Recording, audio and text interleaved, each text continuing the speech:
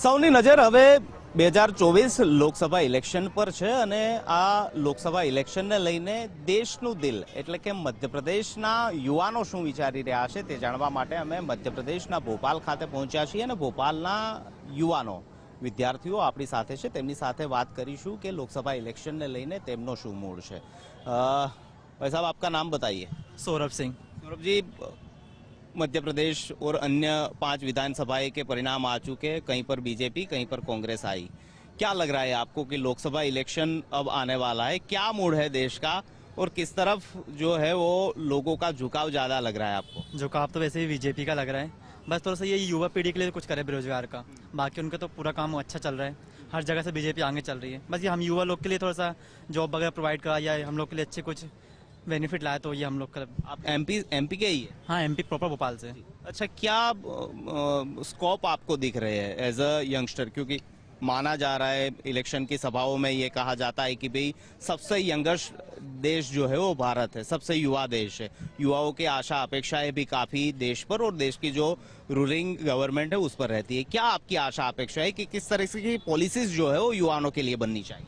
अभी पॉलिसी के बारे में तो ये गवर्नमेंट का डिसाइड करे, बस हम लोग ये चाहते हैं कि सब हम लोग युवा लोग अभी स्टडी कर रहे हैं तो हम ये चाहते हैं कि अपना जब पढ़ाई कंप्लीट होता तो कोई जॉब वगैरह करें या फिर हम लोग को बिजनेस पे स्टार्ट करें। गवर्नमेंट रूल तो ला रही है, हम जाते हैं उसके लिए फ़ायदे करते हैं, लेकिन हम लोग को वहाँ बेनिफिट नहीं मिलता है। अभी हम लोग ने इससे कैफ़े हम लोग सोचा डिसाइड करता है, फ्रेंड लोग ने कैफ़े खोलेंगे, लेकिन हम इसके लिए हम गए लोन अप्लाई करने गए कि गवर्नमेंट की हमें एक मदद मिल जाएगी, लेकिन मात्र में कोई बेनिफिट नहीं मिला। साफ मना कर दिया, बोला आप अभी पढ़ाई कर रहे हो, आप कहाँ से करोगे ये सब।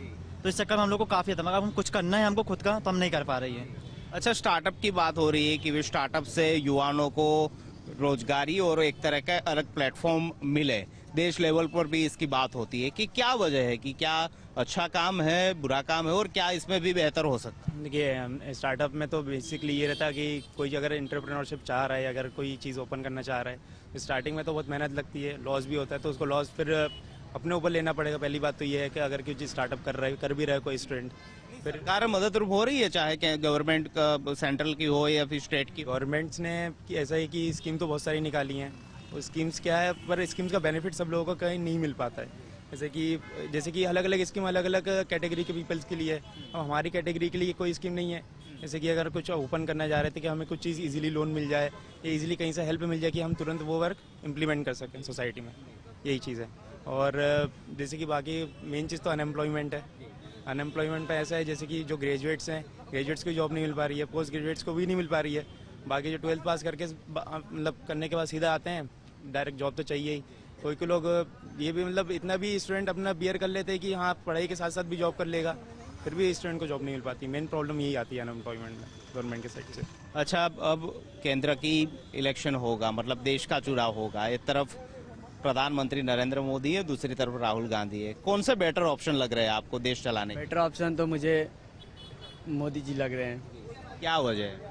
वजह यह है कि उन्होंने हर चीज़ से बेनिफिट दिया है, नौकरी दी है, अच्छी शिक्षा दी है, मतलब और भी जितने भी बेनिफिट है, जितने भी गरीब युवाओं जितने भी उसने बोले थे, हर चीज़ वो करने के लिए आशा करते हैं सबसे, और आशा रखते हैं आगे बहुत अच्छा करेंगे। अच्छा, बात होती है इलेक्शन की तो एक बात ये भी निकल कर सामने आई कि भाई भाजपा के सामने और जो पक्ष है गठबंधन है वो एक साथ चुनाव लड़ेंगे, उसमें राहुल गांधी एक हो गए, केजरीवाल एक हो गए, ममता बनर्जी वो एक हो गए। क्या लग रहा है कोई कि ये सब इकट्ठा होकर भाजपा को और मोदी को हरा पाएंगे? किसका पलड़ा भारी लग रहा है? जी, मोदी का पलड़ा भारी है, क्योंकि कुछ ऐसे काम किए हैं जैसे राम मंदिर 370 हटाया है, बहुत ज़्यादातर अभी महिलाओं में ही, जैसे अभी मुख्यमंत्री जो शिवराज सिंह अभी चुनाव हुआ है तो उनने महिलाओं के लिए जो पेंशन की थी हर महीने, उसमें भी बेनिफिट मिला है उनको, और आगे चल के वो आगे भी स्टूडेंट के लिए भी कुछ स्कीम ला रहे हैं, उस वजह से भी उनको पॉजिटिव रिजल्ट मिलेंगे। और जहाँ तक है राम मंदिर था जो पॉजिटिव मामला था उसको सॉल्व किया है, और अभी मथुरा का चल रहा है, जो मथुरा में भी ज़्यादातर यही मामला होगा कि बीजेपी आएगी तो वो मथुरा का भी। ऐसा तो नहीं कि मतलब राम मंदिर, कश्मीर वो सब एक मुद्दे है, दूसरी तरफ बेसिक जो समस्या है मुश्किल ही है, चाहे जिसने जैसे कहा कि बेरोजगारी काफ़ी है, युवाओं को रोजगारी नहीं मिलती, महंगाई की बात है, तो ये बेसिक चीज़ पर लोग ज़्यादा ध्यान देंगे या फिर इन बड़े बड़े जो मुद्दे हैं उस पर ध्यान? नहीं, अभी बेसिक पे भी ध्यान देना होगा, क्योंकि महंगाई बहुत ज़्यादा हद तक बढ़ चुकी है। और जो अभी बात करें किसानों को उतना मदद नहीं मिल पा रही है सरकार से, और किसानों की जो समस्या है वो उभर के अभी आई नहीं है सरकार के सामने। जैसे खाद है, यूरिया खाद प्रॉपरली मिल नहीं रहा कहीं भी, और कुछ ऐसे भी मुद्दे हैं जो सामने निकल के आने चाहिए।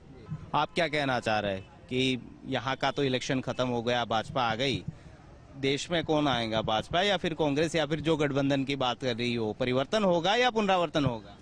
क्या बोलते हैं, मोदी सरकार फिर से रिपीट होगी, क्योंकि मध्य प्रदेश में भी क्या बोलते हैं, जनता वोट देना चाह रही थी कांग्रेस पार्टी को। हर व्यक्ति, भाजपा कार्यकर्ता भी वोट देना चाह रहा था कांग्रेस पार्टी को, लेकिन उनके अंदर ये एबिलिटी भी नहीं है और ना उनके पास उतनी मशीन पावर और रिसोर्सेस, और सबसे बड़ी बात मेहनत करने की ताकत भी उनके पास नहीं बची है। जिस विधानसभा में अभी आप खड़े हुए हैं, ये गोविंदपुरा विधानसभा है, और यहाँ पे पूरे एमपी में सबसे ज़्यादा मार्जिन से बीजेपी जीती, 1 लाख वोटों से। शिवराज सिंह चौहान जी 1 लाख वोटों से जीते हैं, और उसके बाद यहाँ की जो उम्मीदवार हैं कृष्णा गौर, वो 1 लाख वोटों से जीते। यही ट्रेंड लोकसभा में भी रहेगा? ये ट्रेंड लोकसभा में रहेगा, और यहाँ से कभी भाजपा हारी भी नहीं और ना आगे हारेगी।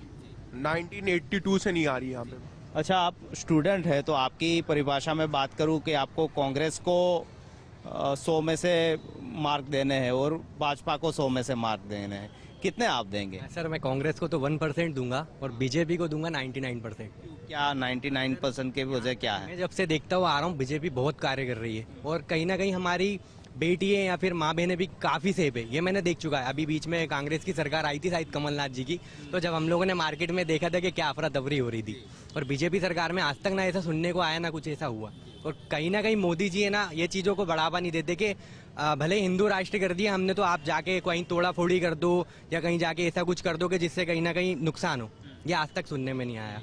तो सर मैं तो बीजेपी के साथ ही रहूंगा। और ये एक मार्क दिया आपने, वो क्या वजह है उसकी? सर कहीं ना कहीं 1 मार्क्स देना बनता है, क्योंकि अगर हम उसे 0% दे देंगे तो कहीं ना कहीं वो अपने आप को साबित नहीं कर पाएंगे। जैसा कि आप देख रहे हो कि अभी राहुल गांधी जी ने बोला था, अभी सनातन धर्म को गाली दी थी, तो उन्हें अच्छा जवाब मिला है भारी बहुमत वोटों से जीत कर।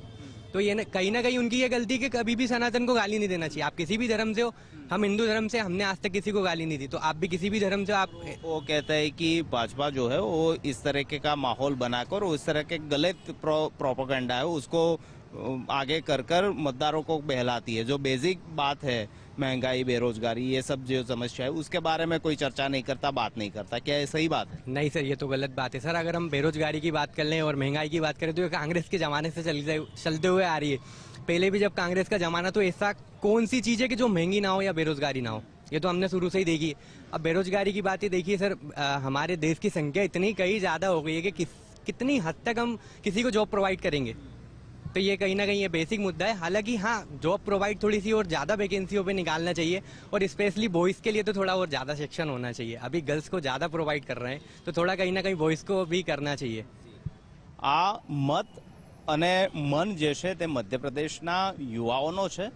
લોકસભા ઇલેક્શનની હવે બારી છે, સૌની નજર લોકસભા ઇલેક્શન પર છે, અને ત્યારે મધ્યપ્રદેશના યુવાનો શું વિચારી રહ્યા છે, શું માની રહ્યા છે, તે દર્શાવવાનો અમારો આ પ્રયાસ હતો।